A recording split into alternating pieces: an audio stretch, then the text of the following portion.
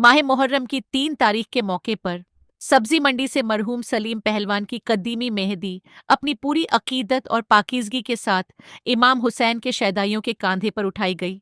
मेहंदी को बहुत ही शानदार तरीके से सजाया गया। लाल और सफ़ेद रंग के फूलों से मीनाकारी की गई थी। मेहदी की खूबसूरती देखते ही बनती थी।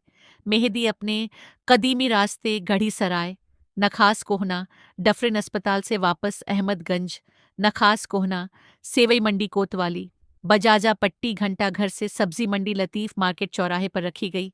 मेहंदी में अजीम पहलवान, गुलाम मोहम्मद, गुलाम नबी अफरोज नियाजी, गुलाम रब्बानी, फारूक भाई, नम्मो भाई, फयाज भाई, इनाम उल्लाह, गुल्लू नियाजी, बबलू मोबाइल समेत बड़ी संख्या में इमाम हुसैन के चाहने वाले खास तौर पर मौजूद रहे।